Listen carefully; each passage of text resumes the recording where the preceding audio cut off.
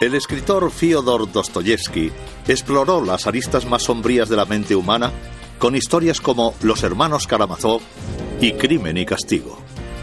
La gente recuerda muy bien sus personajes, increíblemente oscuros y torturados. Siempre estaba rozando los límites. Adicto al juego, traicionado por sus amantes y afectado por ataques epilépticos, Dostoyevsky sufrió en vida una tortura similar a la que escribía en sus libros.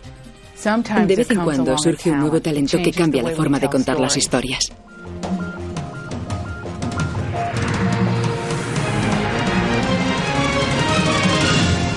Biografía. Fyodor Dostoyevsky. Hoy en día, el escritor ruso Fyodor Dostoyevsky es conocido en todo el mundo como el último artista del sufrimiento. La imagen de Dostoyevsky es la de un escritor escabroso y atormentado que pasaba toda la noche despierto tomando café. Cuando la gente oye el nombre de Dostoyevsky, creo que lo asocian con un investigador algo enfervorizado, apasionado por encontrar la verdad, que vivía rozando los límites. El camino de Dostoyevsky hacia sus oscuras obras maestras fue tan colorido y sorprendente como las novelas que escribiría. Nacido en Moscú el 30 de octubre de 1821, Dostoyevsky pasó la mayor parte de su infancia en la casa que tenía su padre en el campo. Sin embargo, a los 15 años, su mundo da un giro de 180 grados. La madre de Dostoyevsky muere de tuberculosis y sus últimos días son de mucho sufrimiento. Dostoyevsky siente que le estaban arrebatando todo lo que tenía. El joven, atormentado, tuvo que hacer frente a las duras expectativas y al mal carácter de su padre. Dostoyevsky mantenía una relación muy complicada con su padre, que no era precisamente un hombre fácil de llevar, y Dostoyevsky sabía que su padre era un terrateniente muy cruel. Su padre infligía un gran sufrimiento físico a sus siervos y claramente un sufrimiento emocional a su familia. De hecho, era extremadamente exigente con sus hijos. El dominante padre de Dostoyevsky envió a su hijo a estudiar ingeniería a San Petersburgo. Dostoyevsky no quería hacer esto en absoluto, pero lo hizo a regañadientes para convertirse en el hijo que su padre deseaba. A Dostoyevsky le molestaba el férreo control de su padre, pero nunca llegó a arreglar su conflictiva relación con él. En la primavera de 1839, el joven Dostoyevsky, de 18 años, queda conmocionado al conocer la noticia de la muerte de su padre. Por aquel entonces, empezó a correr el rumor de que 15 campesinos de Mikhail Andreyevich Dostoyevsky se habían rebelado contra su crueldad, que lo habían sometido a golpes y lo habían asfixiado hasta matarlo. El asesinato de su padre horrorizó a Dostoyevsky y lo obligó a hacer frente a la capacidad de maldad de su padre. Esta experiencia le impulsó a comprender qué es lo que había impulsado a la gente y creo que el asesinato de su padre le hizo comprender que necesitaba dar respuesta a este tipo de acontecimientos. Pensaba que todos los seres humanos eran una especie de misterio sin fondo, y de eso trata la mayoría de sus novelas. El hombre es un misterio. Hay que resolver el misterio, y si uno pasa la mayor parte de su vida intentando resolverlo, no dirán que ha perdido el tiempo. Entonces, el atormentado Dostoyevsky decide que la única forma de explorar intensamente el turbio terreno del alma humana era como escritor. En su primer escrito habla de las explosivas tensiones de clase que provocaron la muerte de su padre. Los 20 millones de siervos de Rusia eran propiedad de poderosos terratenientes. Dostoyevsky quedó escandalizado por el trato inhumano que eran obligados a soportar. Era un hombre de la década de los 40, y en la década de los 40 todo el mundo en Rusia estaba relacionado con el campesinado. En 1846, Dostoyevsky pinta un cuadro de una sincera brutalidad sobre la vida de los campesinos en su primera novela, Pobres Gentes. A pesar de que su realismo resultó pionero, el libro apenas atrajo la atención de los lectores hasta que un ejemplar llegó a manos de Vissarion Belinsky, el crítico más influyente de Rusia. Belinsky se pasó toda la noche leyéndolo y no pudo dejarlo. Al día siguiente llamó al joven Dostoyevsky y le dijo con su voz chirriante y autoritaria: ¿Sabes lo que has hecho, jovencito?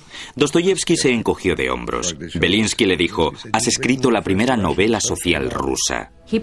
Se convirtió en una especie de pequeña celebridad de San Petersburgo y su éxito inmediato le resultó muy gratificante, si bien también lo limitó enormemente. Sufrió el problema que genera el éxito en un escritor que está dando sus primeros pasos. ¿Qué hacer? ¿Qué pasa con el segundo libro? El encargo del segundo libro le llegó muy poco después. Los pobres habían sido aclamados por su implacable visión de la sociedad rusa, pero Dostoyevsky buscaba algo más profundo, entender profundamente a sus personajes.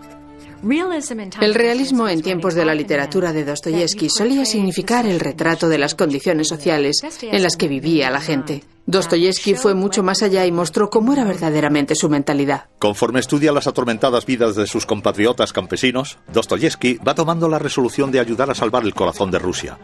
El joven autor de 28 años empieza a interesarse en el nuevo movimiento político que apoyaba a los campesinos y que atacaba al sistema de clases, el socialismo. Dostoyevsky empezó a acudir a las reuniones secretas y legales organizadas cada semana. Dostoyevsky se sintió atraído por el socialismo porque el socialismo propugnaba valores en los que creía Dostoyevsky, como la igualdad de los seres humanos. En la Rusia de aquellos días, era muy difícil mirar alrededor y no sublevarse de alguna forma.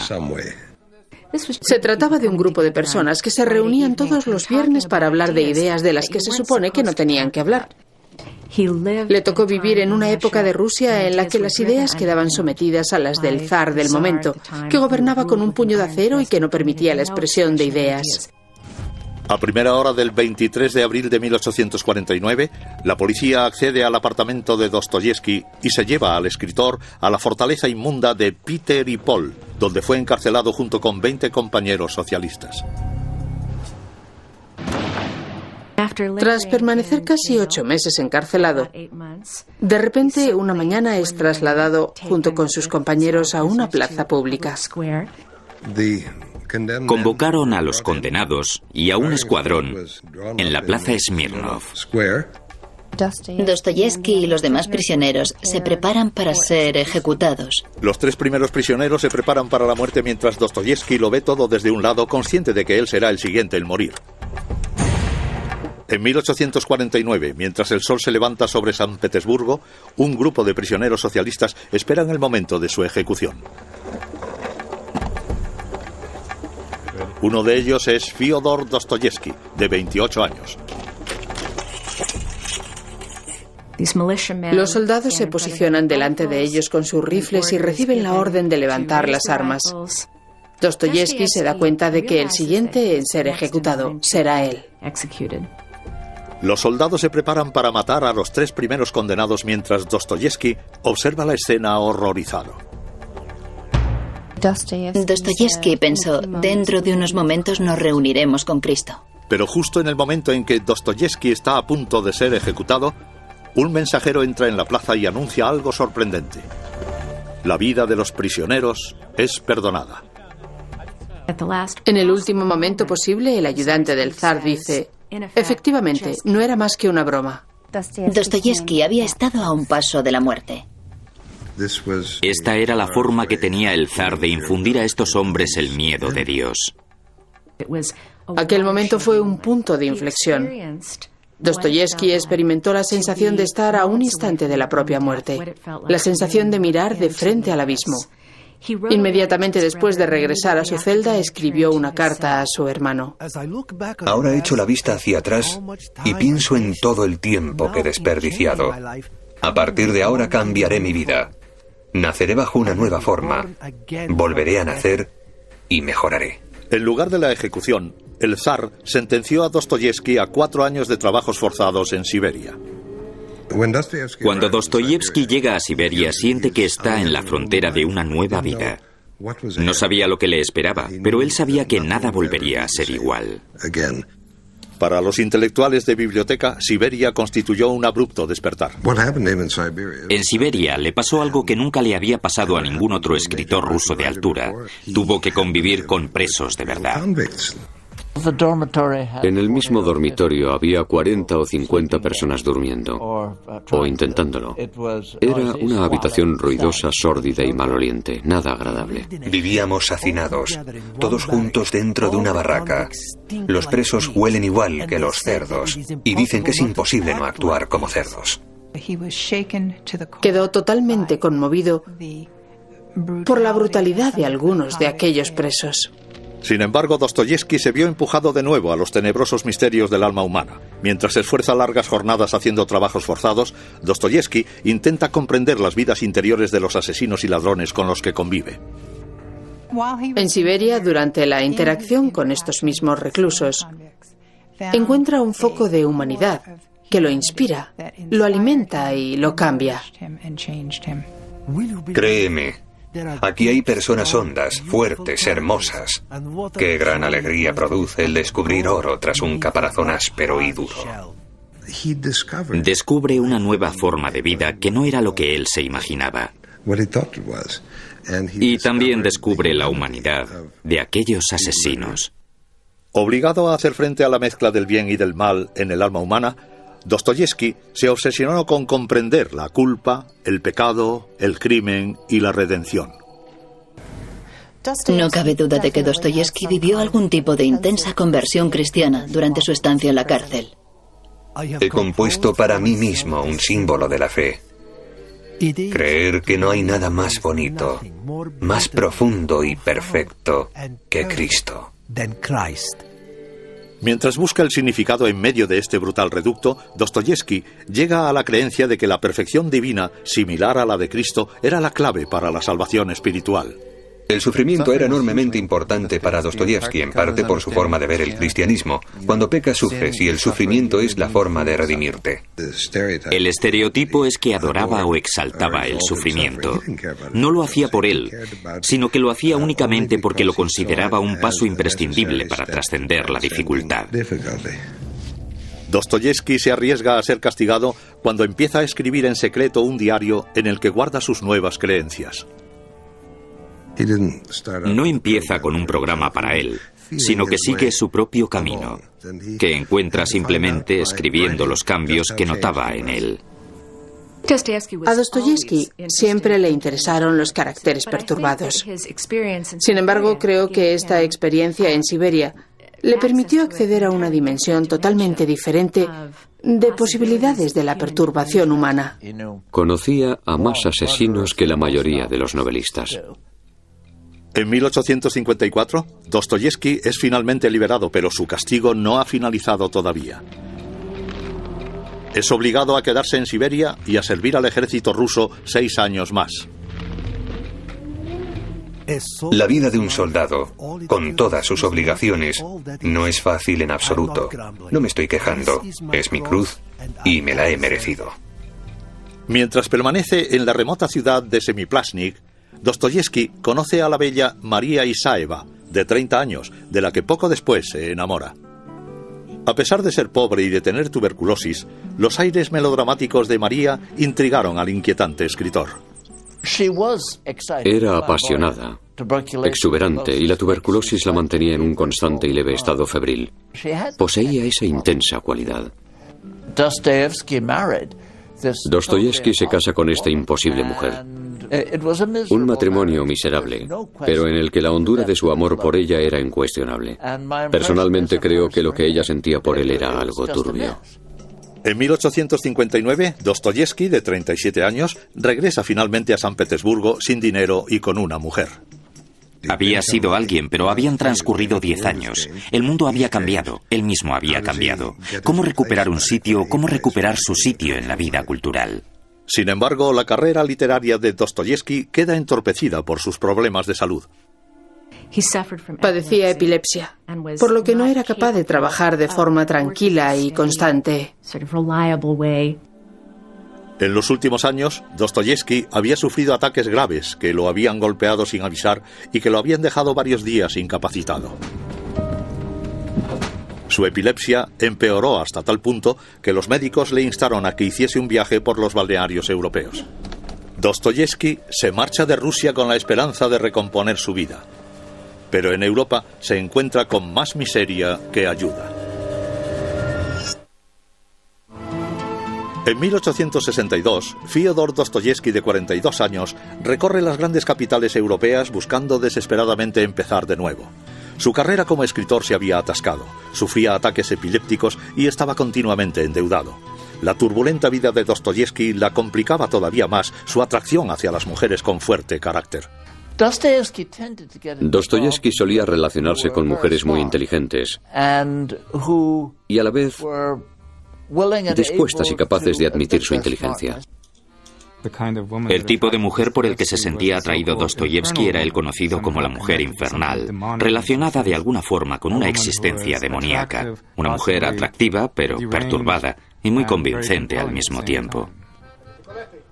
Mientras su mujer yace enferma de tuberculosis en San Petersburgo, Dostoyevsky cae presa de sus propios deseos.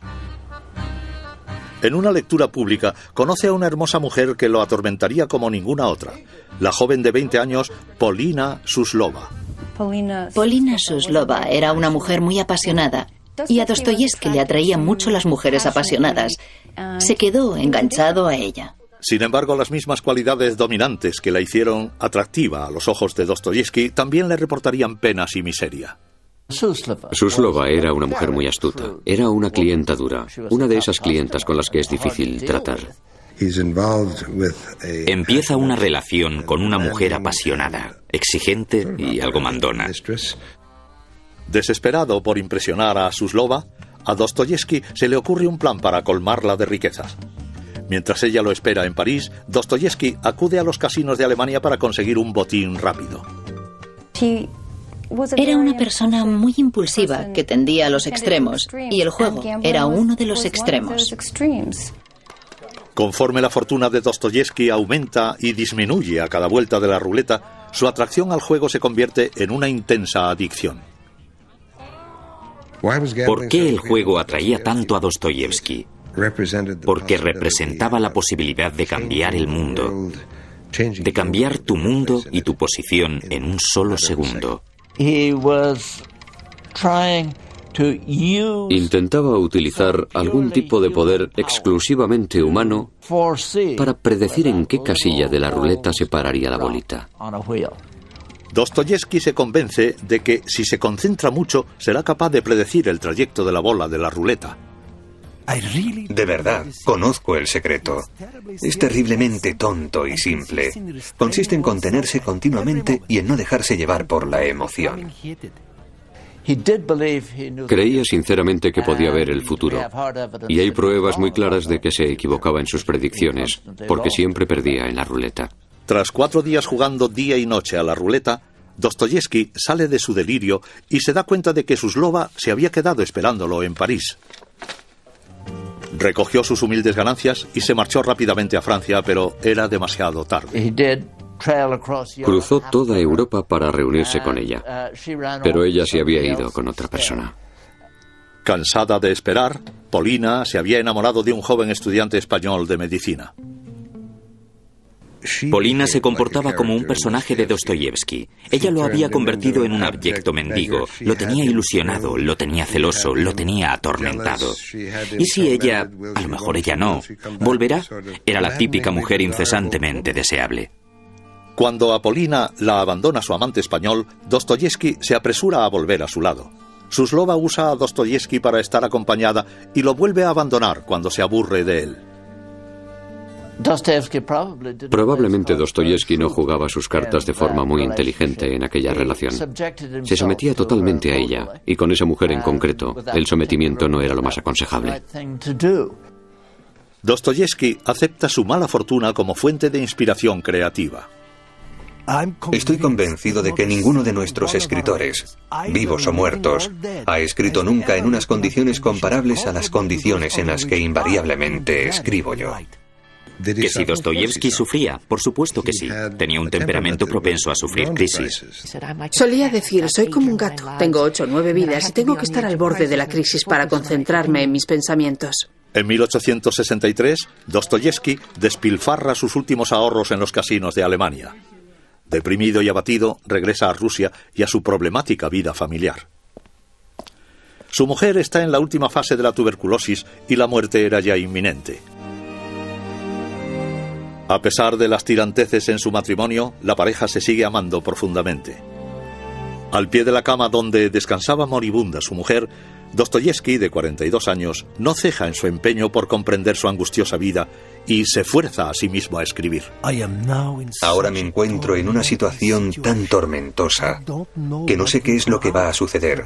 Quizás un desastre, pero personalmente tengo fe en lo que pueda venir. Observa el deteriorado estado de salud de su mujer y se inspira en su desesperación para crear una ficción apasionante. En abril de 1864 termina su oscura historia Memorias del subsuelo. Un mes después muere su esposa. Precisamente durante estos momentos tan extremos, él siente que aparece la verdad sincera del ser humano. Todo lo que escribió Dostoyevski surgió del caos de su vida. En busca de estas intensas verdades humanas, Dostoyevski rompe el molde de la novela convencional. Considera que la mayoría de los héroes literarios reflejaban ideales abstractos en lugar del verdadero caos y los defectos del alma humana. Dostoyevski fue el escritor que dijo: esto no cuenta toda nuestra historia, y no debemos olvidar los aspectos irracionales del ser humano y del comportamiento humano. El antihéroe revolucionario de Dostoyevski, el hombre clandestino, personificaba la realidad insignificante, desagradable y censurable de la mente humana. Desafío a cualquier lector actual a leer esta novela. Seguro que desde el primer párrafo quedan enganchados. Soy un hombre enfermo, soy un hombre despreciable, soy un hombre malo. Conforme el hombre clandestino busca su significado en un mundo de locos, sus compañeros lo ridiculizan y lo humillan durante una discusión con una prostituta.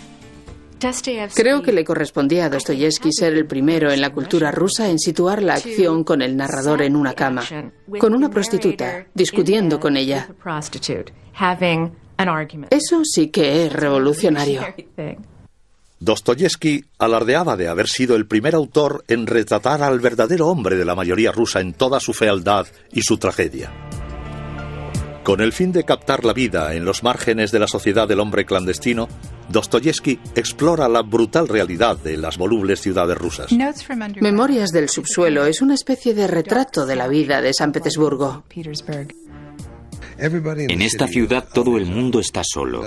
Dostoyevski lo percibió, y de ahí que retratara a la gente en el camino a ese aislamiento total y metafísico.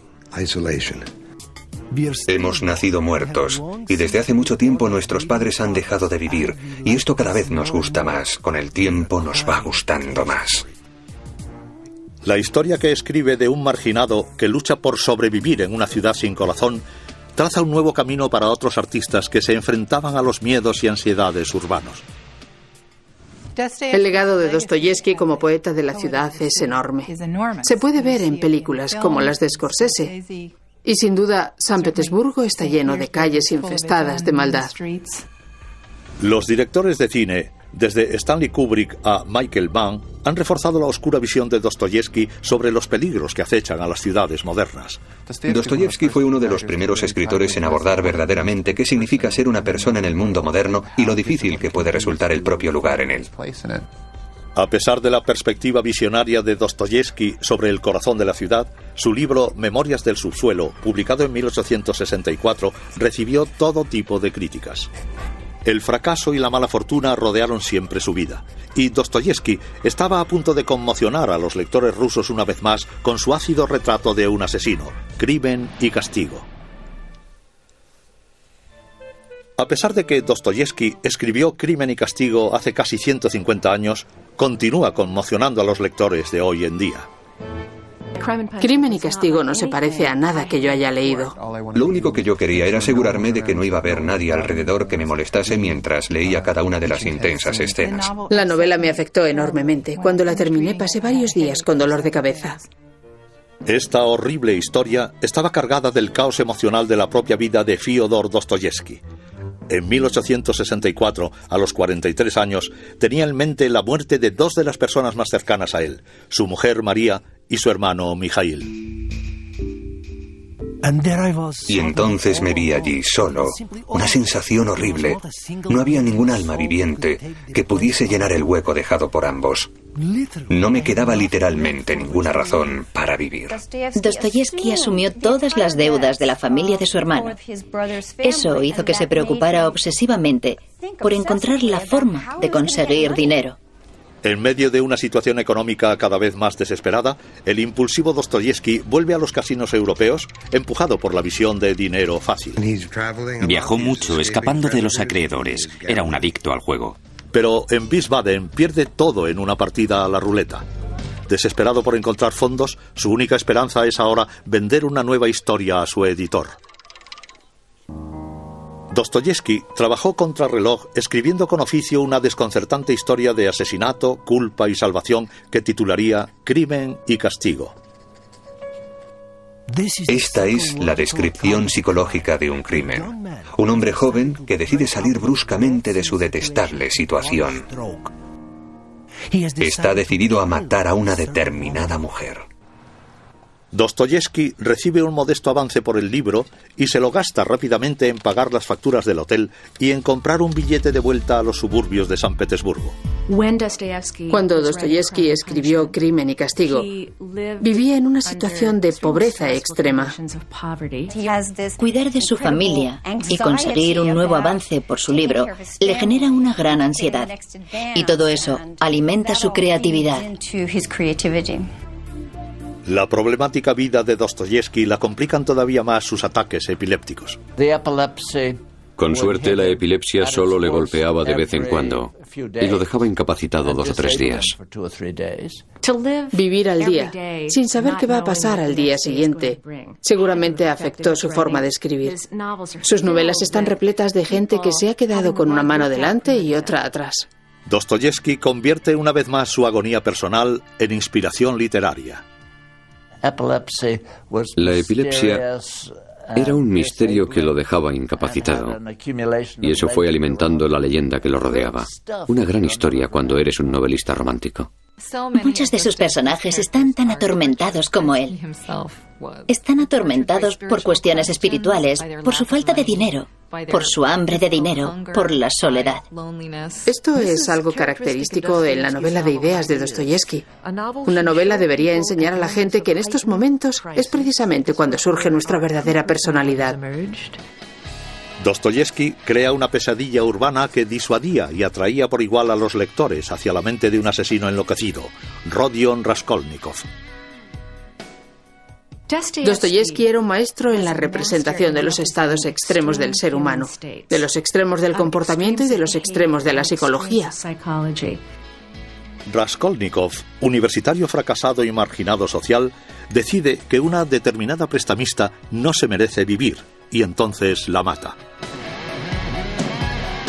Dostoyevski utiliza este sencillo y a la vez horrible argumento para explorar la crisis espiritual y moral de su personaje. Al final del capítulo ya sabes quién lo ha hecho. Has visto cómo lo ha hecho y sin embargo es un thriller. Sin embargo estás inquieto en tu asiento pensando, ¿y ahora que lo ha hecho, qué le va a pasar a este hombre? Crimen y Castigo no es una novela para encontrar al asesino, sino que busca razones. Dostoyevski obliga a los lectores a explorar el espeluznante terreno de un asesino que se pelea con su conciencia. El lector experimenta la sensación de ver el mundo a través del enfervorizado cerebro del joven asesino del hacha. Hay gente que divide las novelas en 2 grupos. Las que te dicen lo que ha pasado y las que te describen lo que ha pasado. Creo que Dostoyevski, a lo largo de su carrera, inventó un tercer tipo de novela, la que te introduce dentro de lo que ha pasado. Se despertó casi sin aliento, con el pelo empañado de sudor y permaneció en pie horrorizado. Se sintió totalmente roto. Su alma estaba inundada de oscuridad y de confusión. En un reflejo muy fidedigno de los sucesos contemporáneos, de los crímenes que acababan de producirse. Dostoyevski utiliza de nuevo la ficción para iluminar la crisis espiritual de Rusia. Muchos rusos emigraban en masa a las ciudades, por lo que los periódicos se inundaban de historias secundarias de crímenes no resueltos. La publicación de Crimen y Castigo en 1866 electrificó a la temblorosa opinión pública con el minucioso retrato de un héroe perturbado. Crimen y Castigo se convierte inmediatamente en un éxito de ventas. Hay un historiador que afirma que todo el mundo la leyó y que algunos caían profundamente enfermos. La gente reaccionó horrorizada y dijo, es un libro apto para que los médicos lo lean en los manicomios. Dostoyevski se ocupó personalmente de responder a las críticas. Lo que vino a decir fue, la gente que dice eso es poco realista y no ve el mundo en absoluto como yo. No lo ven con tanta claridad o con tanta sinceridad. Solía decir, todas estas tragedias, crisis y desastres que leéis en mi ficción son reales. Tengo una caja entera llena de recortes que lo demuestran, que todo eso pasó verdaderamente. El tiempo se ha puesto del lado de Dostoyevski en el sentido de que todo lo que él trataba, la profundidad de la experiencia humana, de que alguna forma él introdujo en el mundo de la ficción, constituyen ahora nuestra base común. A pesar de que la vida de Dostoyevski fue tan caótica como la de sus personajes de ficción, él estaba a punto de conocer a una mujer que aportaría estabilidad y paz a su mundo. A pesar del éxito de Crimen y Castigo en 1866, Fyodor Dostoyevski no queda satisfecho. Con el ansia de captar la realidad de la vida social y espiritual de Rusia, su afán perfeccionista lo atormentaba. No estaba dispuesto a comprometer su arte por una seguridad económica. Dostoyevski era un artesano, algo de lo que se suele olvidar la gente. Era un profesional, pero se tiende a pensar que él escribía libros con facilidad. Y no es así, escribía borrador tras borrador, era muy exigente consigo mismo. Incluso cuando estaba atravesando penurias económicas, si no le gustaba cómo estaba discurriendo una novela, la tiraba y la volvía a empezar desde cero. Dostoyevski se ve en una situación dramática al comprometerse a entregar una novela a un editor o a perder los derechos sobre todo lo que había publicado. Dostoyevski está tan desesperado por obtener un avance que accede a unas condiciones muy poco razonables. Ahora solo le queda un mes para terminar una novela entera. Uno de sus amigos tuvo una idea que pensó que podía ser útil: contratar a una taquígrafa. El autor contrata a la joven de 20 años, Anna Snitkina, para dictarle la obra. En el transcurso de su colaboración, Dostoyevski se da cuenta de que finalmente ha encontrado a alguien en su vida que lo estaba ayudando. Durante la mayor parte de su vida adulta se había sentido atraído hacia mujeres trastornadas o exigentes. Sin embargo, esta era distinta. Por fin había encontrado a la mujer adecuada, fuerte, sensata, enormemente cariñosa y totalmente volcada sobre él. Tras un mes de trabajo incesante, Dostoyevski termina a tiempo la novela El jugador con la ayuda de Ana. El escritor tenía la impresión de que Ana sería capaz de vivir con los reveses que él dirigiría en su dirección. Terminó El jugador y poco después pidió su mano. Ana acepta y contraen matrimonio en febrero de 1867. Sin embargo, su dicha pronto queda eclipsada por la perenne confusión personal del escritor. La noche de bodas, Ana se queda abrumada por la terrible realidad de la epilepsia de su marido. Con gran dolor de mi alma, el ataque se repitió 1 hora después del primero. Y entonces lo hizo con tal virulencia que durante 2 horas Fyodor, ya consciente, gritó de dolor con todas sus fuerzas. A pesar de que las crisis emocionales y físicas de Dostoyevski alimentaban su capacidad creativa, estas también atormentaban a su esposa. No me cabe la menor duda de que él era una persona muy irritable y muy difícil de tratar. Al principio de la relación la trataba muy mal, mientras jugaba, y ella lo aceptaba. Apostó en el juego todas las joyas y toda la ropa de su segunda mujer.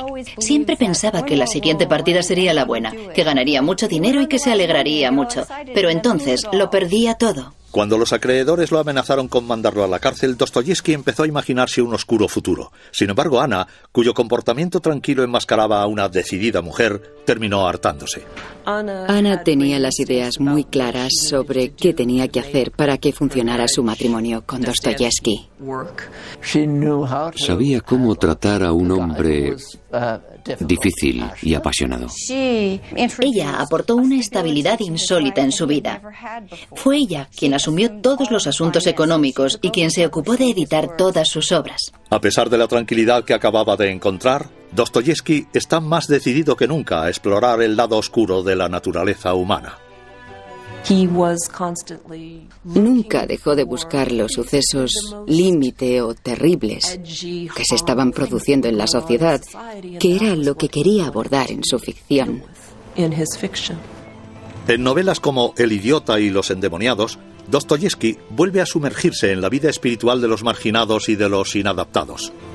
Cada vez que escribía una nueva historia, los rusos consideraban a Dostoyevski cada vez más un símbolo literario y moral. Es increíble ver cómo en los años 70 se hace famoso en Rusia, ver cómo es respetado por los jóvenes y cómo de alguna forma obtiene su justa recompensa. Desde sus primeros días como socialista, los escritos de Dostoyevski abordan los problemas más acuciantes de Rusia. Entonces empieza a utilizar su recién encontrada fama para atraer más la atención sobre sus ideas. La misión que se había impuesto a sí mismo era escribir sobre realidades que se estaban produciendo. Quería ser testigo de ellas, sentir el pulso de la nación. En 1873, Dostoyevski encuentra una salida más directa para su crítica social. Empieza a publicar un diario de tirada mensual llamado Diario de un escritor. El formato de diario de un escritor podía cambiar de mes a mes, pero generalmente Dostoyevski elegía acontecimientos que se habían producido recientemente y no tanto informaba de ellos, sino que más bien reflexionaba sobre ellos y desarrollaba sus ideales al respecto. Dostoyevski se alejó de las profundas búsquedas del alma de los relatos de ficción y creó un enérgico púlpito desde el que moldear la opinión pública. Dostoyevski es mucho más político en Diario de un escritor. Digamos que más franco.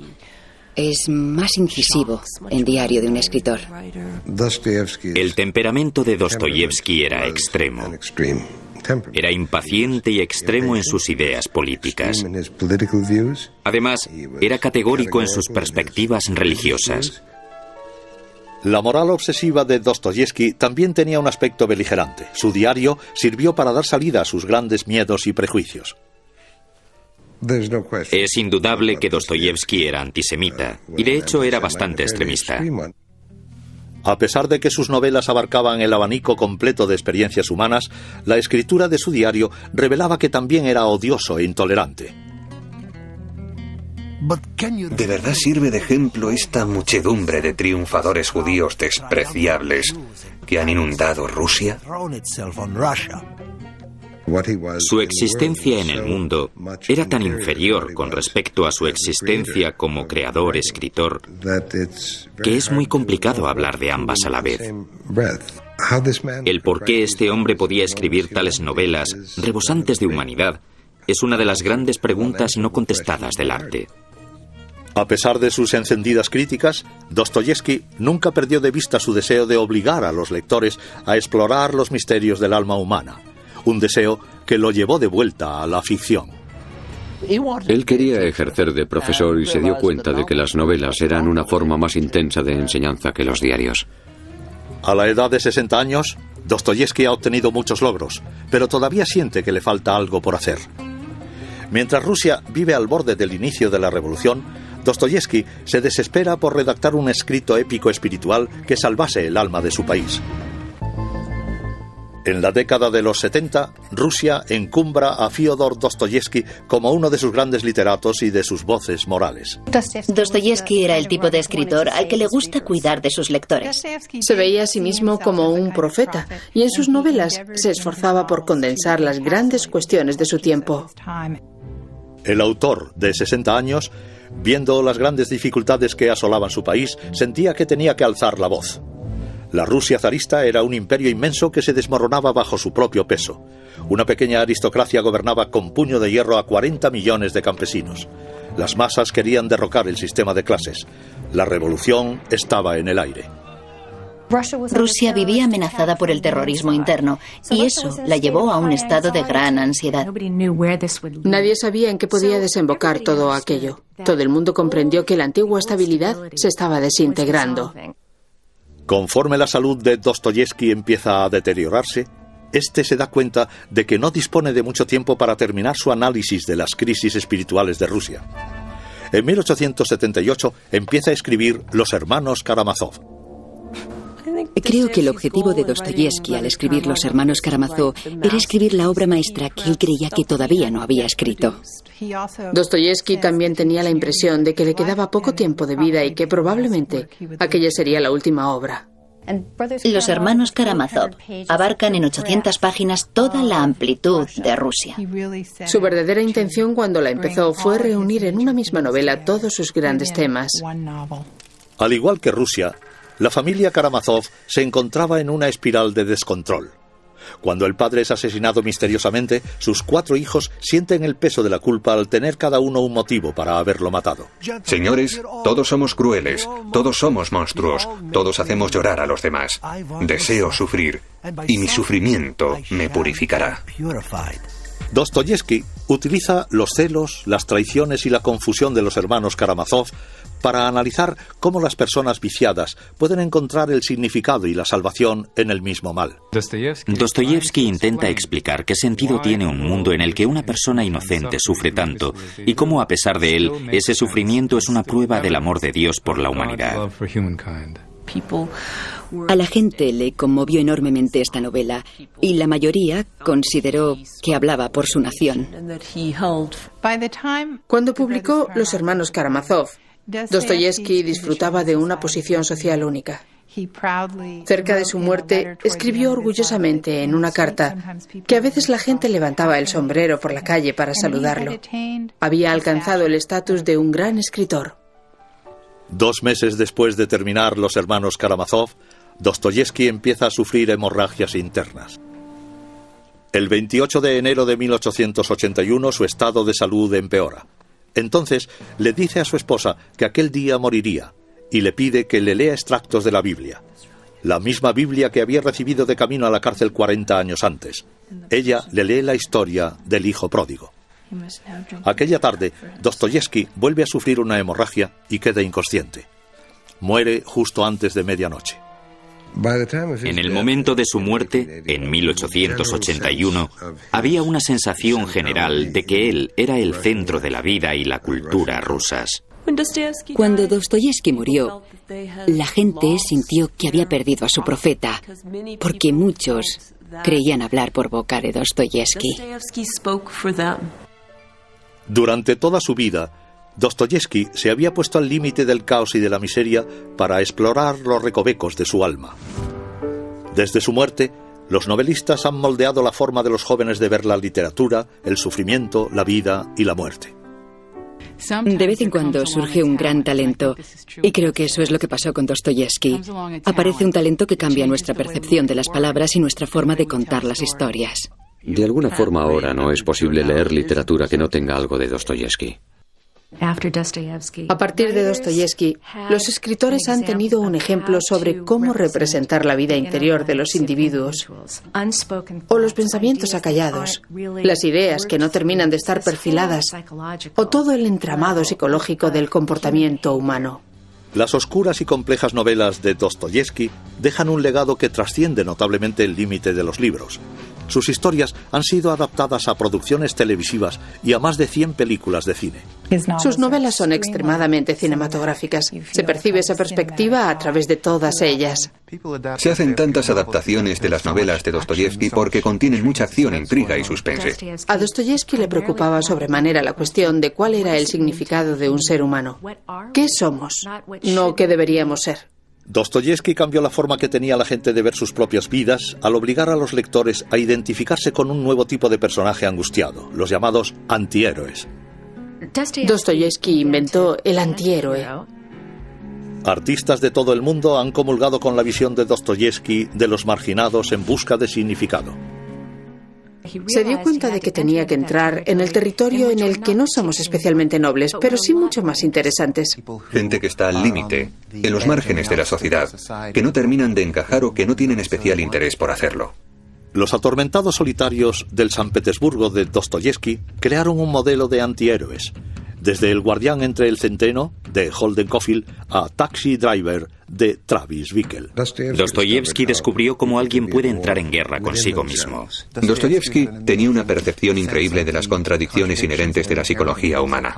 Está interesado en los seres humanos, en su vida interna y en su comportamiento irracional. Creo que en el futuro la gente seguirá leyendo a Dostoyevsky por las mismas razones que ahora. Aprendió a escribir novelas que te golpean con la contundencia de una tonelada de ladrillos.